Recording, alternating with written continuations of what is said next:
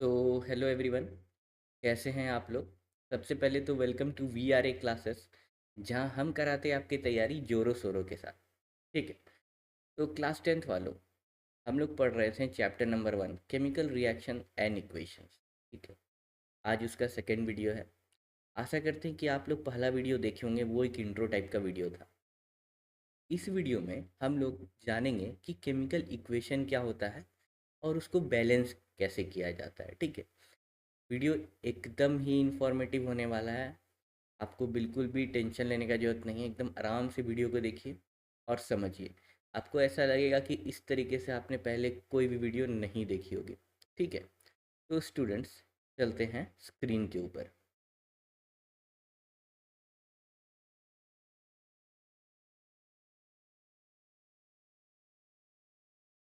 तो हम लोग स्क्रीन के ऊपर आ गए हैं स्टूडेंट्स।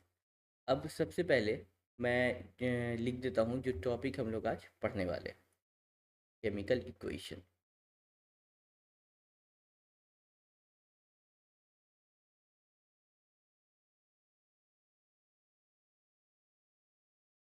जैसा कि वर्ड में ही है केमिकल इक्वेशन। इक्वेशन मतलब क्या? जैसा कि हम लोग मैथ में पढ़ते हैं, मैथ में हम लोग पढ़ते हैं ना, 2x + 3y = 0। ये एक इक्वेशन होता है ना। ऑब्वियसली ये एक इक्वेशन है।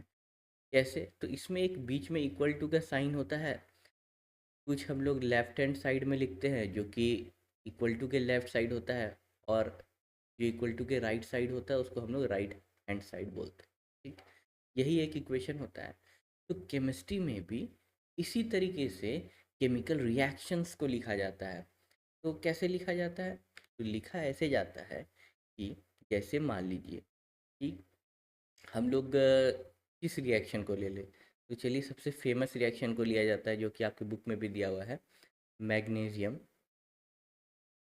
मैग्नीशियम रिबन को जब हम लोग ऑक्सीजन में बर्न करते हैं, ऑक्सीजन में बर्न करते हैं तो हमें क्या मिलता है?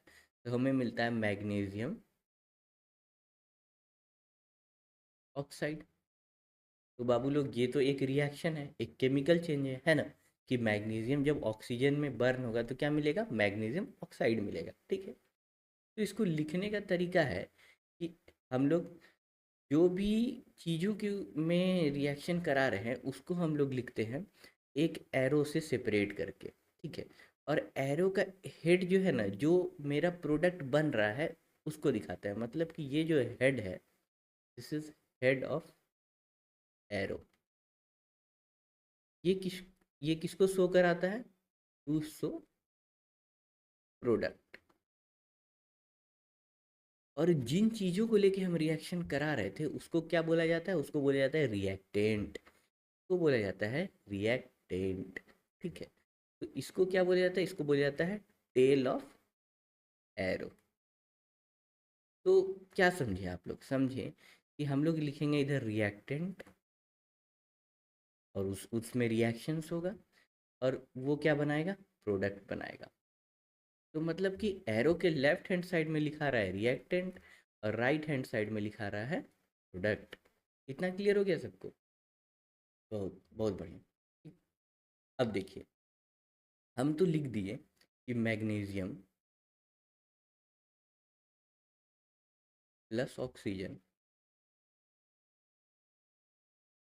Gives magnesium oxide. और लिखने का तरीका भी यही है। पर क्या हम सारे रिएक्शंस को इतना ही बड़ा बड़ा लिखेंगे? नहीं। तो उसके लिए हम लोग उसके सिंबल्स का यूज़ करते हैं। जैसे कि मैग्नीशियम का सिंबल हो गया Mg, ऑक्सीजन का सिंबल हो गया O2। ठीक। और रिएक्शन हम दिखाएंगे एरो की मदद से, एंड उसके बाद मैग्नीशियम ऑक्साइड MgO। ठीक।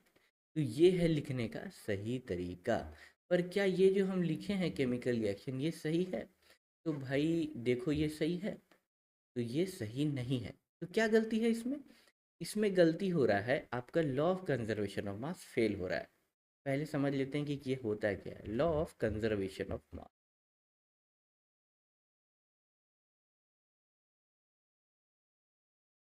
Law of conservation of mass कहता है कि कि matter can neither be created nor be destroyed.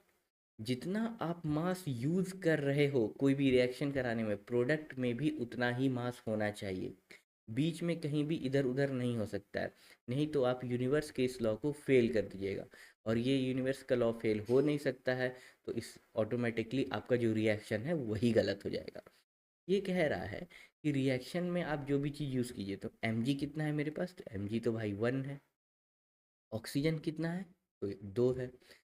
Product में एम कितना बन रहा है, तो 1। ऑक्सीजन कितना बन रहा है, 1। यहाँ पर 2, यहाँ पर 1, यही तो गलती है। तो इसको कैसे करेंगे, तो यहीं पर आता है बैलेंसिंग ऑफ इक्वेशन। ठीक है, बैलेंसिंग ऑफ इक्वेशन। तो केमिकल रिएक्शंस लिखने का क्या तरीका हुआ, केमिकल रिएक्शन लिखने का तरीका, उसको केमिकल इक्वेशन की फॉर्म में लिखा जाता है। कैसे लिखा जाता है, तो जो कि हम लोग रिएक्टेंट ले रहे हैं उसको हम एरो के लेफ्ट साइड लिखते हैं, जो कि प्रोडक्ट ले रहे हैं उसको एरो के राइट साइड लिखते हैं। ठीक है, प्लस उसके सिंबल्स को यूज़ किया जाता है, और बाद में बैलेंस करके उसको पूरा किया जाता है। तो बैलेंस करने के लिए क्या करते हैं, कि देखिए इधर एम जी 1 है, इधर ओ 1 है, इधर एम जी 1 है, इधर ओ 2 है, तो हमको तो यहीं पे नंबर बढ़ाना पड़ेगा, और तो कोई उपाय ही नहीं, तो यहाँ से हम लोग 2 कर देंगे। तो एम जी मेरे पास कट के हो गया 2, ऑक्सीजन कट के हो गया 2। तो अब यहाँ पर देख रहे हैं एम जी 1 है, यहाँ पर ऑक्सीजन 2 है, तो इसको कैसे करेंगे, यहाँ पर सिंपली 2 पुट कर देंगे। तो अब मेरा रिएक्शन जो है ना वो हो गया बैलेंस। ठीक है, तो अब ये है सही रिएक्शन। ठीक, यहाँ तक समझे आप लोग। एक और रिएक्शन ले लेते हैं। ठीक, ले लेते हैं कि जिंक को डाइल्यूट HCl से रिएक्ट कराएंगे। ठीक, देखिए आप लोग को कन्फ्यूज़न में भी बहुत लोगों को होता होगा, बहुत को नहीं होता होगा। जिनको होता है उनके लिए बता देते हैं कि डाइल्यूट और कंसनट्रेटेड में क्या अंतर होता है। ठीक, जैसे मान लीजिए कि आपके पास 100 ml 100 ml एसिड है, तो कोई भी एसिड ले लेते हैं, HCl ले लेते हैं, H2SO4 ले लेते हैं, HCl ले लिए, H2SO4 ले लिए, कोई भी ले लिए। अब अगर एसिड में मेरे पास थोड़ा सा भी पानी का कंटेंट नहीं है, सिर्फ और सिर्फ एसिड है, तो उसको बोला जाता है कंसनट्रेटेड एसिड। Concentrated acid. ठीक, ये सब एसिड जो होते हैं ये बहुत पावरफुल होते हैं। तेजाब का नाम आप सुने हैं, तो वो यही लोग हैं। ये हाईली कोरोसिव होते हैं, अगर किसी के हाथ पे अगर पड़ गया तो हाथ वो खा जाएगा, इतना कोरोसिव होता है ये कंसनट्रेटेड फॉर्म। ये मार्केट में जनरली मिलता नहीं है, और बिना वैलिड आईडी के ये मिल भी नहीं सकता। ठीक, उसके बाद आता है डाइल्यूट एसिड। देखिए डाइल्यूट एसिड उसको कहते हैं जिसमें कि पानी मिला दिया जाए। जैसे अब 100 ml HCl है, तो इसमें अगर हम 200 ml पानी मिला दिए, तो एसिड टोटल मिला के मेरा कितना हो गया, 300 ml हो गया। तो ये जो एसिड है ना ये डाइल्यूट फॉर्म में है, इसका पीएच ज़्यादा होता है। ठीक है, क्योंकि नंबर ऑफ H+ का जो है ना कंसंट्रेशन बढ़ जाता है पानी के आने के बाद। और यही एसिड जो है ना हम लोग जनरली यूज़ करते हैं अपने घर में, कोई भी अगर साफ़ सफाई का काम करना है तो डाइल्यूट एसिड ही यूज़ होता है। तो डाइल्यूट और कंसंट्रेटेड का मतलब समझ में आ गया, तो ठीक है समझ में आ गया। तो अब देखिए क्या कर रहे हैं कि यहाँ पर हम एक मेटल लेके आए हैं और एक एसिड है। तो मेटल और एसिड का रिएक्शन करा रहे हैं। हमेशा जहाँ भी मेटल और एसिड का रिएक्शन होगा वहाँ पे सॉल्ट बनेगा मेटल का, और हाइड्रोजन गैस लिबरेट होगा।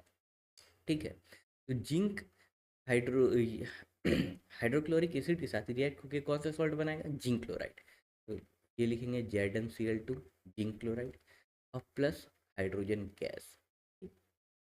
अब देखिए जिस फ्लास्क में आप ये काम कीजिएगा, ठीक है, यहाँ पे है मेरा डाइल्यूट HCl, यहाँ पे हम जिंक का ग्रैन्यूल्स डाल दिए हैं। तो यहाँ पर क्या होगा, नीचे में तो जिंक क्लोराइड बन जाएगा, जिंक क्लोराइड बन जाएगा। ठीक है, बट हाइड्रोजन गैस क्या वहीं पर रहेगा, नहीं, वो क्या करता है कि एटमॉस्फेयर में स्केप कर जाता है, उड़ जाता है हवा में। तो गैस का फॉर्मेशन हुआ है उसको दिखाने के लिए हम लोग एरो हेड का यूज़ करते हैं, अपर एरो हेड का। मतलब गैस क्या होता है जनरली, उसका नेचर क्या होता है कि राइस करने का, इसलिए हम लोग वहाँ पे एरो हेड लगा देते हैं। ठीक है, इस तरीके से तो ये शो करता है कि हाइड्रोजन गैस वहाँ पर क्या हुआ है कि बना है। तो ये मेरा रिएक्शन हो गया। अब इसमें चलिए देखिए कि इसको लिखेंगे कैसे। तो यहाँ हम जिंक लिखे हैं ना, इसको क्या बोलते हैं कि सिंबल में कन्वर्ट करेंगे सबसे पहले। Zn plus HCl gives ZnCl2 plus H2। अब देखिए यहाँ पर हाइड्रोजन एक है, क्लोरीन एक है, जिंक कितना है, एक है, जिंक एक है, क्लोरीन दो है और हाइड्रोजन दो है ना। तो यहाँ पर क्या हो गया कि यहाँ पर हाइड्रोजन और क्लोरीन में हमको क्या हो गया है कि दिक्कत हो गया, नहीं बन पा रहा है। इसको कैसे करेंगे, सिंपल, यहाँ पे हम लोग 2 लगाएंगे। ये हीट एंड ट्रायल से होगा, किसी किसी रिएक्शन में आपको आसानी से मिल जाएगा कि कौन सा नंबर से बैलेंस होगा, किसी किसी में वो लेट होगा। लेकिन घबराने का जरूरत नहीं है, वो धीरे धीरे आपको प्रैक्टिस में आ जाएगा। तो अब देखिए इसमें क्या हो गया है कि इसमें अब हमारा रिएक्शन बैलेंस्ड है कि नहीं। आप इसको चाहे तो इसको आप अपने कॉपी में नोट कर सकते हो। ठीक, आगे बढ़ते हैं, एक और रिएक्शन ले लेते हैं। रिएक्शन ले लेते हैं कि lead nitrate plus potassium iodide. ये रिएक्शन ऑलरेडी हम पहले वीडियो में बता चुके हैं, लेकिन इसको इस बार इसमें बैलेंस करेंगे। इसमें क्या होता है कि लेड जो है ना आयोडीन के साथ रिएक्शन ले लेता है और पोटेशियम नाइट्रेट के साथ।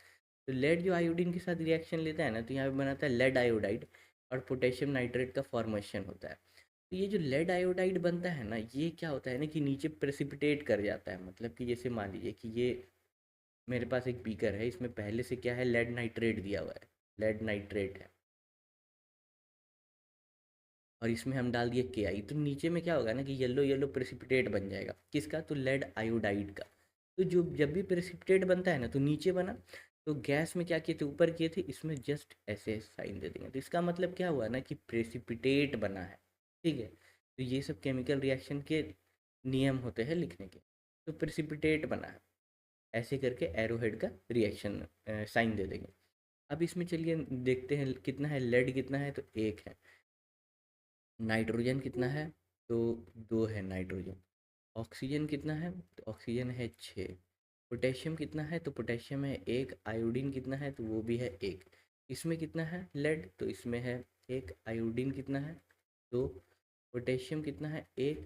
और नाइट्रोजन 1 और ऑक्सीजन 3। ठीक, अब देखिए NO3 यहाँ पर है, अगर इसको एक साथ भी मान लें तो वो 2 है, और इंडिविजुअल माने तो आप इंडिविजुअल भी मान सकते हैं, कोई दिक्कत नहीं, उसी तरह मान के चलते हैं। अब देखिए हमको उसका जो है ना नंबर सीधा डबल करना है, तो heat and trial method use करना होगा कि चलिए पहले हम लोग डबल कर देते हैं। तो ये हम लोग कर दिए डबल, जैसे ही डबल करे तो ये सब वैल्यू जो है ना मेरा आ गया ऐसे। तो ये मेरा हो गया, ये मेरा हो गया। ठीक, यहाँ पर आयोडीन में हमको अभी तक प्रॉब्लम आ रहा है और पोटेशियम में आ रहा है। उसको कैसे करेंगे, तो अब देखिए यहाँ पर इसको यहाँ पर भी 2 लगा देंगे, तो ये 2 हो गया, ये 2 हो गया मेरा रिएक्शन। हुआ कि नहीं हुआ। हम्म, तो यही तरीका है रिएक्शन बैलेंस करने का, इसको भी आप नोट कर सकते हैं। ठीक, ओके फाइन। अब देखिए एक और रिएक्शन है जो कि आपके NCERT में दिया हुआ। ये हम बैलेंस नहीं किए, सिर्फ रिएक्शन नोट करके लाए हैं आपको दिखाने के लिए कि इसमें क्या क्या चीज़ और है। देखिए यहाँ पर हम लोग देख रहे हैं कि कुछ G लिखा हुआ है, G लिखा हुआ है, L लिखा हुआ है, यहाँ पर भी कुछ लिखा हुआ है। तो ये सब क्या है, देखिए जब भी हम लोग केमिकल रिएक्शन लिखते हैं तो वहाँ पर जो भी हम लोग रिएक्टेंट ले रहे हैं, ये प्रोडक्ट बन रहा है, रिएक्टेंट ले रहे हैं, ये प्रोडक्ट बन रहा है, तो वहाँ पर वो किस फेज़ में है, किस स्टेट में है, ये भी लिखना ज़रूरी है कि वो सॉलिड है, लिक्विड है, या गैस है। अगर वो सॉलिड है तो हम लोग उसको S से डिनोट करते हैं और उसको ब्रैकेट में लिख देते हैं। अगर वो लिक्विड है तो हम लोग उसको L से डिनोट करते हैं। अगर वो गैस है तो उसको हम लोग G से डिनोट करते हैं। हाँ ठीक है, उसको हम एरो हेड से भी दिखाएंगे, कोई दिक्कत नहीं है, आप दिखा सकते हैं। और आप मतलब कि कहने का मतलब है कि अगर आप ऐसे भी लिखते हैं, हाँ बिल्कुल, बहुत ही अच्छा तरीका है। इससे एग्जामिनर को पता चलता है कि स्टूडेंट को अच्छी तरीके से नॉलेज है केमिकल रिएक्शन के बारे में। एक चीज़ और, कहीं कहीं आप देखिएगा कि AQ लिखा हुआ है, ये क्या है, तो इसका मतलब होता है एक्वस मीडियम। एक्वस मीडियम कहने का मतलब कि वो जो हम कंपाउंड यूज़ कर रहे हैं वो पानी में मिला के यूज़ कर रहे हैं। सपोज़ मान लीजिए कि मेरे पास डाइल्यूट HCl है, तो इसको हम लोग क्या कहेंगे, तो इसको हम लोग कहेंगे एक्वस मीडियम। क्यों? क्योंकि HCl को तो हम लोग पानी में मिलाए हैं ना, तो ना डाइल्यूट हुआ है, तो एक्वस मीडियम। ठीक, तो यहाँ पर है लिखा हुआ कि CO, तो ये गैस है, कार्बन मोनोऑक्साइड। हाइड्रोजन, ये भी गैस है, और इसका रिएक्शन के हमको क्या मिल रहा है, तो मिल रहा है हमको मिथाइल एल्कोहल। मिथाइल एल्कोहल जो कि लिक्विड के फॉर्म में। अब यहाँ पर कुछ 340 ATM करके लिखा हुआ है, तो ये क्या लिखा हुआ है देखिए, एरो हेड पे हम लोग यहाँ पर जो कोई भी टर्म्स एंड कंडीशन हो गया, टर्म्स एंड कंडीशन जिस पे रिएक्शन हो रहा है, जैसे मान लीजिए कि हमको बनाना है चावल। अब हम कुकर में चावल बनाएंगे, तो वहाँ पर मान लीजिए कि आप एक रेसिपी डिज़ाइन कर रहे हैं, वहाँ पे लिखना है कि cook rice in cooker for 10 minutes on full flame. Full flame, आपने फुल फ्लेम लिखा ना, और 10 मिनट टाइम बताया ना, तो यही जो है ना वहाँ पे बताने का तरीका है। तो जो भी एरो हेड होता है, एरो हेड होता है, तो यहाँ पर हम उसके टर्म्स एंड कंडीशन के बारे में भी लिखते हैं, या कोई भी अदर सब्सटेंस यूज़ हो रहा है जो कि रिएक्शन में पार्ट नहीं लेता है। मतलब कि आप समझिए कि बहुत सारे ऐसे रिएक्शन होते हैं कि जिसको कराने के लिए किसी का आवश्यकता होता है, जैसे कि मान लीजिए कि शादी। अब जो शादी होता है तो उसमें एक अगवा होता है ना, वो क्या करता है, जाता है लड़की वाले के घर, लड़का वाले के घर, और रिश्ता लगवाता है। तो रिएक्शन किस में हो रहा है, लड़का और लड़की वाले के घर में हो रहा है, और प्रोडक्ट क्या बन रहा है, तो दोनों का ब्याह हो रहा है। तो इसमें जो अगवा होता है, जो कि करवाता है शादी, तो क्या वो शादी में पार्ट लेता है, मतलब कि वो क्या किसी की बाराती में जाएगा या सराती पार्टी में रहेगा, नहीं। वो जो है ना सिर्फ एक रिएक्शन करवाता है, एक समाज में एक वो हिस्सा है काम करवाने के लिए। उसी तरह कुछ कुछ ऐसे टर्म होते हैं, उनको कहा जाता है कैटलिस्ट। कैटलिस्ट, कैटलिस्ट क्या होता है ना कि वो रिएक्शन में पार्ट नहीं लेता है, लेकिन हेल्प करता है। कैसे? तो यह तो रिएक्शन को फास्ट कर देगा, ये रिएक्शन को स्लो कर देगा। जैसे कि हम आपको एक चीज़ बताते हैं कि बहुत लोग जो नॉनवेज हो गए उनके लिए, अगर कोई भी अगर नॉनवेज पका रहे हैं, तो अगर वो मान लीजिए कि कुक नहीं हो रहा है ना, तो उसमें पपाया डाल दिया जाता है। तो पपाया डालने से कहता है कि वो जल्दी कुक हो जाएगा। तो ऐसा क्या हो जाता है, तो क्या पपाया उसमें क्या मिलाते हैं उसको खाने के लिए? नहीं, उसका रेट ऑफ रिएक्शन बढ़ाते हैं कि जल्दी से मेरा जो है ना वो फूड जो है ना कुक हो जाए। तो वैसे सब्सटेंस को कहते हैं कैटलिस्ट, और वो सब चीज़ जो है ना यहाँ पर मेंशन होता है कि हम लोग क्या यूज़ कर रहे हैं रिएक्शन में, क्या टर्म्स एंड कंडीशन है। ठीक उसी तरह यहाँ जो 340 एटमॉस्फेरिक प्रेशर है, 340 एटमॉस्फेरिक प्रेशर में जो है ना ये रिएक्शन होगा तभी आपको बनेगा मिथाइल अल्कोहल। यही टर्म्स एंड कंडीशन है, तो वही लिखा हुआ है। तो चलिए इसको हम लोग बैलेंस करते हैं। इसमें बैलेंस कैसे करेंगे, तो सबसे पहले लिखेंगे कार्बन है, ऑक्सीजन, हाइड्रोजन है। इधर क्या है, तो इधर भी तो वही चीज़ है। कितना है भाई लेफ्ट हैंड साइड में, तो इधर 1 है, ये भी 1 है, और ये 2 है। इधर कितना है, तो ये 1 है, ये 1 है, और इधर ये 4 है। ठीक, अब देखो इधर 4 है, इधर ये सब 1 है, तो क्या करेंगे, सीधा इसको पहले हम जाके गुना कर देंगे, है ना। इधर ही तो करना है, इधर ही घट रहा है, तो ये मेरा हो गया 4। मेरा रिएक्शन बैलेंस हो गया। देखा आपने कितना सिंपल है। कुछ कुछ रिएक्शन सिंपल होगा, कुछ कुछ में टफ भी होगा। एक और क्वेश्चन देख लेते हैं, एक और रिएक्शन और है हम लोग के सामने। ठीक, यहाँ पर कुछ और नए वर्ड्स हम लोग देख पा रहे हैं इस रिएक्शन में, तो ये सब क्या है। तो फ्रेंड्स देखिए, यहाँ पर क्या है कि AQ लिखा हुआ है, कहीं पे सनलाइट क्लोरोफिल है, तो ये सब क्या है, तो AQ मतलब होता है एक्वस मीडियम। एक्वस मीडियम कहने का मतलब कि इन वाटर। जैसे कि मान लीजिए कि डाइल्यूट HCl है, तो वो तो पानी मिला के ही बनाता है, तो उसको अगर रिएक्शन में पार्ट लेंगे तो हमेशा AQ लिखेंगे, क्योंकि वो पानी के साथ है। तो यहाँ पर जो कार्बन डाइऑक्साइड है, ये क्या हो रहा है कि पानी के कांटेक्ट में हो रहा है, वहाँ पर ह्यूमिडिटी है, तो इसीलिए लिख पा रहे हैं वहाँ पर हम लोग एक्वस। ठीक, और सनलाइट और क्लोरोफिल क्या है, तो ये एक फोटोसिंथेसिस का रिएक्शन है। और फोटोसिंथेसिस का जो रिएक्शन होता है हमेशा सनलाइट के प्रेजेंस में होता है, और क्लोरोफिल जिस प्लांट में होता है उसी में होता है, तो इसीलिए वहाँ पे लिखा हुआ है सनलाइट एंड क्लोरोफिल। और टर्म्स एंड कंडीशन तो हमेशा हम लोग एरो के पे ही लिखते हैं, तो एक ऊपर एक नीचे लिख दिया गया है। आप लोग एक लाइन में भी लिख सकते हैं एरो लंबा करके, कोई दिक्कत नहीं है। ठीक, अब इसको करना है बैलेंस। ठीक, तो इसमें इसको बैलेंस करने का जो तरीका है वो क्या है ना कि सबसे पहले आप लोग क्या कीजिएगा कि जो एटम्स है वो लिख लीजिएगा दोनों साइड। और आपको हम एक हिंट कर देते हैं कि कार्बन इधर कितना है, तो कार्बन है इधर 6, इधर 1 है, तो आप लोग कार्बन के ऊपर एकदम चिपक जाइएगा कि कार्बन जो है ना मेरा वो फिक्स रहेगा। ये आपका हिंट हो गया। ठीक। और आपका होमवर्क है कि आप इस रिएक्शन को ट्राई कीजिएगा हीट एंड ट्रायल से बैलेंस करने का। नेक्स्ट क्लास में इतने बड़े इक्वेशन को हम लोग कैसे बैलेंस कर लेते हैं और इसका क्या तरीका होता है, जो कि एग्ज़ाम में भी आए तो हम लोग को ध्यान में रह जाए, वो हम आपको बताते हैं। ठीक है। बैलेंस करने के लिए जो तरीका है वो क्या है कि हम लोग सबसे पहले एटम्स लिख लेंगे एलएचएस और राइट हैंड साइड का, और उसके बाद हीट एंड ट्रायल करते रहेंगे। ठीक है। तो आप लोग ये ट्राई कीजिएगा बैलेंस करने का, नहीं हुआ कोई दिक्कत नहीं है, नेक्स्ट क्लास में हम लोग इसको समझेंगे कि इसको बैलेंस हम लोग कैसे करते हैं। तो तब तक के लिए गुड बाय स्टूडेंट्स। अच्छे से पढ़ते रहिए आप लोग। अगर आपको वीडियो अच्छा लगा हो तो लाइक शेयर एंड सब्सक्राइब जरूर कीजिए।